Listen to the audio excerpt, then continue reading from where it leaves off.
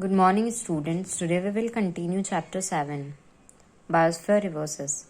Biosphere Reverses में ऐसा होता है, वहाँ पर एनिमल्स और प्लांट्स रहते हैं. ये ऐसा स्पेशल एरिया है जहाँ पर सर्टेन टाइप्स के जोन्स बने हुए हैं और सबसे मेन पर्पस ये रहता है उसका कि बायोडाइवर्सिटी का, कि इसको कंजर्व करके रखना पड़ता है, वरना ये ख़त्म ही हो जाएंगे. फॉरेस्ट और फॉरेस्ट से सारे जुड़े लोग, उस फील्ड में कोई जानने की कोशिश नहीं करेगा, क्योंकि फॉरेस्ट ही नहीं बचेंगे तो फिर कौन उस फील्ड में जानेगा या समझेगा उस चीज़ को. तो वो लोग भी ख़त्म हो जाएंगे धीरे धीरे. और इसमें इकोलॉजिकल बैलेंस बहुत ज़रूरी रहता है.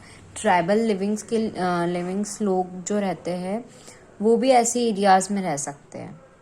बेसिकली ये है कि इकोसिस्टम को बचाने के लिए और खुद अपनी जान बचाने के लिए, उसके लिए हमें एक बैलेंस क्रिएट करना बहुत ज़रूरी है. इसके लिए हमें ये समझ आ गया है कि हमें प्रोटेक्टेड जोन्स क्रिएट करने पड़ेंगे.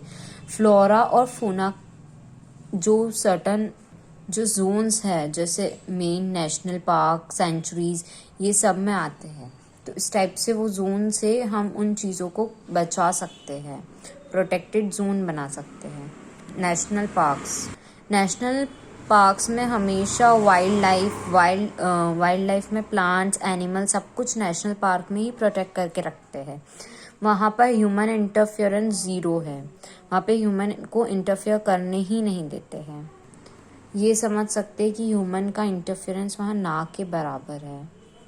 इसमें इंक्लूड किया गया है फ्लोरा और फ्यूना, ये दोनों को प्रोटेक्ट करके रखता है. वाइल्ड लाइफ सेंचुरीज, जो वाइल्ड लाइफ सेंचुरीज है वो एरिया रिजर्व करके रखा है, मतलब कंजर्वेशन ऑफ वाइल्ड लाइफ, उन्हें कंजर्व करने के लिए. अब किसी भी एरिया के अंदर सैंडलवुड के पेड़ है, वहाँ इम्पॉर्टेंट हर्ब्स है या जड़ी बूटियाँ मिलती है, काफ़ी अच्छी मात्रा में गम मिलता है. तो ये सब चीज़ें जिससे लोगों को भी बहुत फ़ायदा मिले, तो ये सब चीज़ें वहाँ पर अलाउ रहती है. बाकी वहाँ पर हार्वेस्टिंग अलाउ नहीं रहती है. और ह्यूमन इंटरफेरेंस जो है, वहाँ ह्यूमन इंटरफेरेंस तब तक अलाउ है जब तक एनिमल्स को कोई डिस्टर्बेंस ना हो. उसकी वजह से ह्यूमंस की वजह से कभी एनिमल को डिस्टर्बेंस हुआ तो वो वहाँ पर फिर ह्यूमंस को अलाउ नहीं करते. पर जब तक उन्हें डिस्टर्ब नहीं हो रहा है तब तक फिर उनका ह्यूमन इंटरफेरेंस अलाउ रहता है. फॉरेस्ट रिवर्सेस में ऐसे कमर्शियल एक्टिविटीज़ होती है जहाँ पर यूनिक स्पीशीज़ के प्लांट्स और एनिमल्स को कंजर्व करके रखते हैं उधर. जूलॉजिकल पार्क में बहुत तरह तरह के एनिमल्स भी रहते हैं. और उसमें ऐसा है कि जैसे टाइगर्स ये सब है, तो ये जो है वो बहुत कम संख्या में बचे अब, वरना ये सब हमें बस बुक्स में देखने को, पढ़ने को मिलेंगे. तो इसीलिए उन्होंने वो चीज़ वहाँ पर उन्हें बचा कर रखा है. उनकी जितनी भी नीड्स है वहाँ कंप्लीट करके उन्हें अच्छे से पूरी चीज़ें प्रोवाइड करके वहाँ पे उन्होंने उनको रख के रखा है. और ये जो स्पीशीज़ है उन्हें एंडेंजर्ड स्पीशीज़ कहते हैं. बॉटनिकल गार्डन में ऐसा है कि ये लोग सीड्स भी प्रोवाइड करते हैं और प्लांट्स वगैरह को तो रखते ही है. और साथ में जो ये प्रोजेक्ट चला है, प्रोजेक्ट टाइगर, प्रोजेक्ट एलिफेंट, ये स्पेशली टाइगर्स को बचाने के लिए करा गया है, क्योंकि टाइगर्स की हंटिंग ये सब करके उनकी जो संख्या है वो बहुत कम हो गई है. तो उसे किस तरीके से बचाया जाए, तो उसके लिए एक प्रोजेक्ट टाइगर करके निकाला था मिशन, और वो काफ़ी सक्सेसफुल रहा था उस टाइम में. तो उसे फिर प्रोजेक्ट टाइगर मिला, टाइगर नेम दिया गया था. कंजर्वेशन एंड इट्स प्रमोशन, इसमें बेसिकली है क्या कि हमें प्लांट्स को काटना कम करना चाहिए और ज़्यादा से ज़्यादा हमें प्लांट्स को लगाना चाहिए, ताकि जो टाइगर, लॉयन ऐसी स्पीशीज़ हैं वहाँ रहती है तो वो चीज़ें वो वहीं रह सके. कभी हमने उनको काट कर वहाँ भी बिल्डिंग्स, हाउसेस बना दिए तो वो तो सिटीज़ में ही आएंगे ना, और उससे हमें प्रॉब्लम होगी.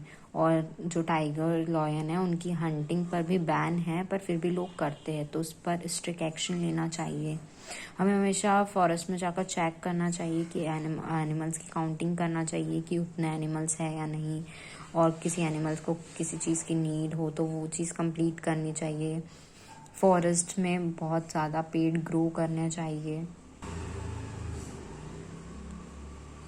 और जैसे हम पुराने उसमें चूल्हे में लकड़ियाँ डालते थे तो उससे भी पेड़ काटने पड़ते, तो उसके लिए भी हमें एक अल्टरनेट सोर्स बनाना चाहिए कि हम उस चीज़ को भी वैसे यूज़ कर सकें, और ताकि हमें प्लांट्स भी ना काटना पड़े और हमारा काम भी हो जाए। तो उसके लिए भी एक अल्टरनेटिंग फ्यूल निकालना चाहिए, बनाना चाहिए।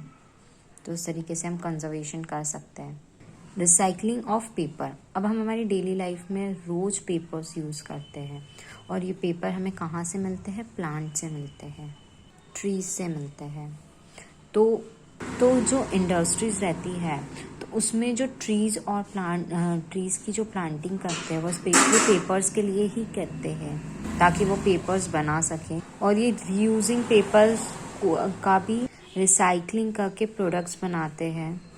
कभी एक स्टूडेंट एक शीट हर दिन बचाएगा तो वो बहुत सारी ट्रीज को सेव कर सकता है।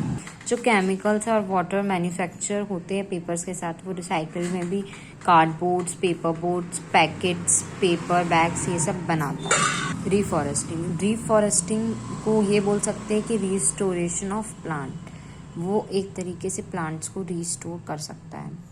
जो नेचर रेफरेंसेस है उसमें मोस्टली टाइम ह्यूमंस का इंटरफेरेंस नहीं रहता है, और वो जो मतलब बैलेंस को मेंटेन करता है, वो बहुत हेल्दी लाइफ और फ्यूचर जनरेशन्स के लिए बहुत अच्छा है। ट्री प्लांटेशंस कर सकते हैं। जो जनरेशन्स को हम बैलेंस कर सकते हैं उसके लिए सिर्फ एक ही चीज़ है, हमारा ट्री प्लांटेशन। ट्री प्लांटेशन बहुत इम्पॉर्टेंट है। Conservation of forest resources is also important. तो हम इन चीज़ों को प्रोटेक्ट करके एक सर्वाइवल मतलब बहुत सारी लाइफ्स को बचा सकते हैं, और हम हमारा आने वाला फ्यूचर सिक्योर कर सकते हैं।